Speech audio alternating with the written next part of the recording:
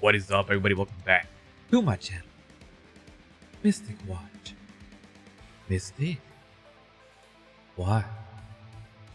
Never gets old. Okay, so today we got a brand new video. We're going to be going over the update preview and patch notes maintenance notice thing. The issue with Global is, for whatever reason, they like to do two separate patch notes. One will be the update preview, where they go over 99% of the stuff, and then the other one will be the official patch notes, where they go over the remaining 1% of the stuff. So it's really annoying. So the only thing that we're pretty much missing in here in terms of context is Hawk and Oslow's character details. Besides that, everything else is going to be in here. Now, to start off from the top, big boy update. This actually is a pretty massive update. Chapter 13 story. We're getting Tower of Trials. We're getting a lot of free stuff, and we're getting another final boss. So, what does Chapter 13 come with? We get some gems. We get a Part 2 ticket, always nice. Yada yada yada. Stuff going down. Now, two new characters. The global exclusive Hawk and Oslo, and then the Holy Knight Diane, or the Wedding Diane, as people like to call her. So, very briefly, I'll go over Wedding Diane.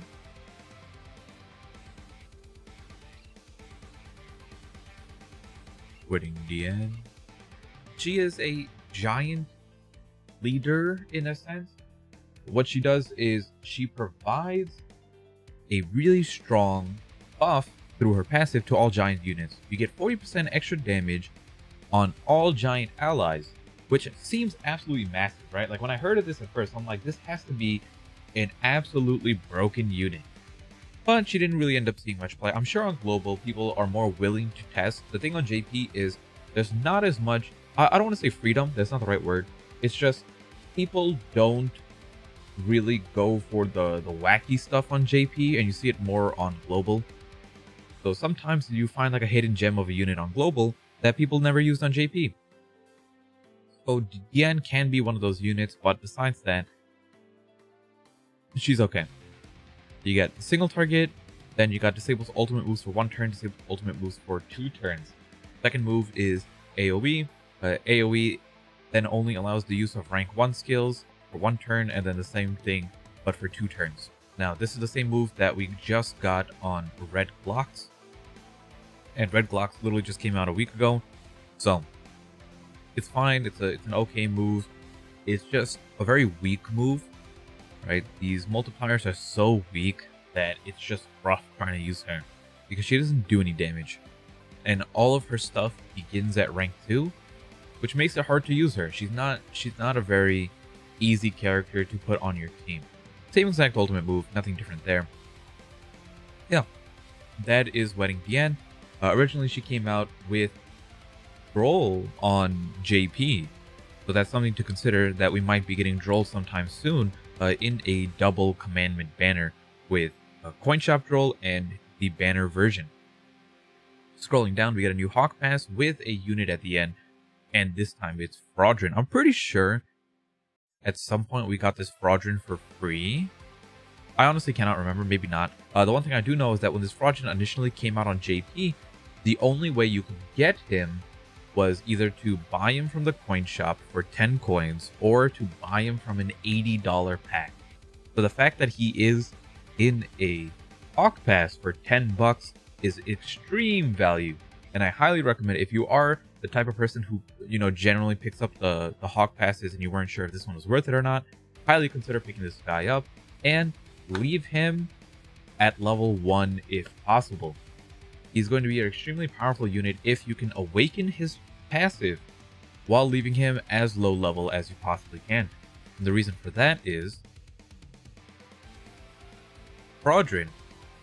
When this hero dies, he's kind of like the blue Elizabeth that came out super early on in the game. When this hero dies, remove buffs, remove debuffs from all allies, and fill their ultimate move gauge to max. He is used really frequently for cheese comps, and once we start getting things like the 3v3 game mode and Guild Wars, you're going to see this Fraudrin all the time.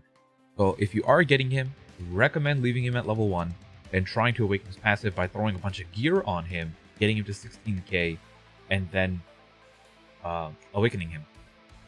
The other thing you can do is get him to SSR level 50, awaken his passive, and then get him to UR level 1 and just leave him there. New events, we get secret boxes to celebrate whatever. We get tickets to summon for Oslo and Hawk. Ghost leg event, just your traditional whatever event. Check-in event, we get tickets from there, and we get Super Awakening coins. I did make a video on Super Awakening coins if you want to see everything related to that. I am going to make a video later today on Super Awakening priority list. Then going down, we got special missions, more stuff, Mysterious Fragment Exchange Shop, more Super Awakening coins, more Super Awakening coins. Also this, make sure, anytime you see purple gems offered, they are very, very highly sought after. Coin Shop Edition, if you never picked up Escanor's weapon when he came out on launch, you can pick it up again here. Dungeon Festival, whatever, sure, good stuff. Ghost Leg event, sure, good stuff. Final boss, Taizu, main reward gets you Wedding King and Diane cosmetics. Very, very nice.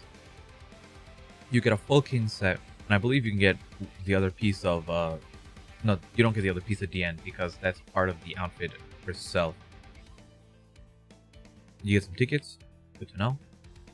Here are the Oslo and Hawk outfits. I don't really care too much about them until I see what they can actually do. You can buy tickets if you want. Now, Black Friday bundles are still up, and it looks like they're adding new bundles or rotating them. SSR Selector, usually the selection heroes available are not good unless they update them. Like if you were to go on JP and look at the SSR Selector, it is absolutely horrible. Get an SSR hero every day with a special bundle. This is a very, very good bundle. This is usually like the $10 for 7 tickets, or like $7 for 7 tickets, 7 part 1 tickets. Extremely, extremely good value. If you are willing to spend a couple bucks, grab this, grab the Hawk Pass. Platinum Coin Shop is going to be added, engravings for just Hawk, that's nice. Super Awakening is official here. Like I said, I did make a full video on Super Awakening, so make sure you check that out. It's the video right before this one. Just a quick TLDR, you need to be fully awakened 6 stars before you can Super Awakening them. And you can Super Awaken them regardless of your ultimate level, but if you have ultimate levels in your character, it makes the cost of Super Awakening cheaper. Tower of Trials Season 1, this is going to be insane. The majority of the people will not be able to beat the final floors, but as long as you can get through the main core of the towers, which is like the first 20 or so floors, I think this is 30 floors, I'm not 100% positive, but I honestly can't remember. But pretty much, as long as you can get through the main batch of floors, you use something like a Pierce Team, you will get a lot of rewards. There's a part 2 ticket in here, a part 1 ticket in here. You have 60 gems you can get, and 27 Super Awakening coins from what I remember. Ending events, all these things are gone. Yeah. So that's it for here. Hopefully you guys enjoyed. Short video, just going over the stuff. One thing I wanted to go over is just keep in mind that Hawk and Oslo have a double attack move, so they're probably going to be a DPS unit to some extent. We don't know what their passive is, and I heard someone mention something about them, but I'm not positive. Another thing that I didn't mention is King's costume need to be top 70%, which is not hard as long as you are playing the game. You can be 100% free to play and get top 30% relatively easily, or top 15% if you put in the effort. The top 70% should not be an issue for the vast majority of people. That's it for now. Hopefully you guys enjoy, and have fun with tomorrow's update. It is a massive one.